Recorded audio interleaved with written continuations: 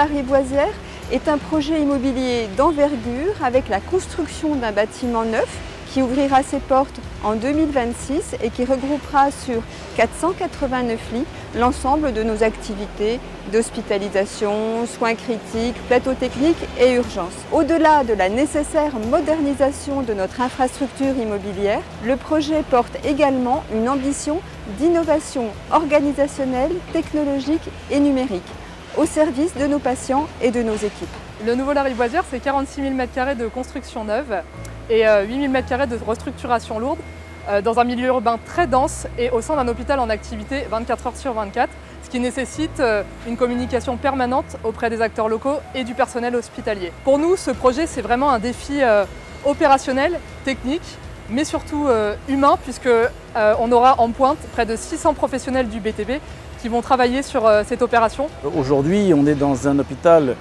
résolument moderne, contemporain, mais une modernité qui travaille sur la permanence, sur une sorte d'atemporalité, un bâtiment qui non seulement répond le mieux aux fonctions nouvelles de la médecine, dans une forme de compacité, de concentration, mais en même temps aussi aux enjeux environnementaux fondamentaux aujourd'hui, y compris à l'hôpital. Donc il ne s'agissait pas de faire un bâtiment spectaculaire, mais un bâtiment complètement adapté au site, complètement adapté à son époque, à sa fonction bien sûr. En fait, dessiner un équipement de cette importance, c'est aussi réfléchir sur un quartier, à l'échelle du quartier. Pour ça, on s'est appuyé, si je puis dire, sur une écriture haussmannienne, puisqu'on a repris et on a développé le thème de la fenêtre qui se prêtait parfaitement à l'utilisation de ce lieu. Et à travers la fenêtre, il y a cette idée évidemment d'apporter un maximum de lumière, de luminosité, dont c'est un élément fondamental pour, disons, le bien-être et la qualité du travail et du service rendu au personnel soignant et par conséquence aux patients hébergé dans ce nouvel hôpital. L'hôpital existant, il a donc son entrée qui donne de l'autre côté. Et à l'époque où il a été construit, il était à la limite de la ville.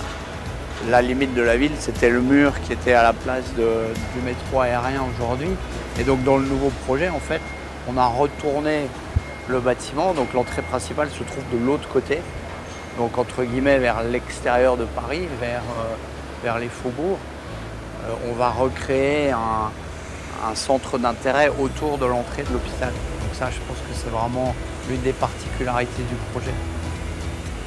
Les travaux de gros œuvres débutés vont s'achever à l'été 2024, vont nécessiter la mise en œuvre d'environ 29 000 m³ de béton et 1750 tonnes d'acier. Une des complexités de l'opération ici, avec sa réhabilitation, est l'imbrication entre le nouveau bâtiment Lariboisière et les bâtiments réhabilités qui sont adjacents. C'est un bâtiment technique et également avec des objectifs environnementaux forts, de par la proximité avec l'hôpital en activité et toute la gestion de chantier à faible nuisance qui en découle. Le nouveau Lariboisière nous permettra d'engager de façon plus large la recomposition de l'ensemble du site dans un deuxième temps.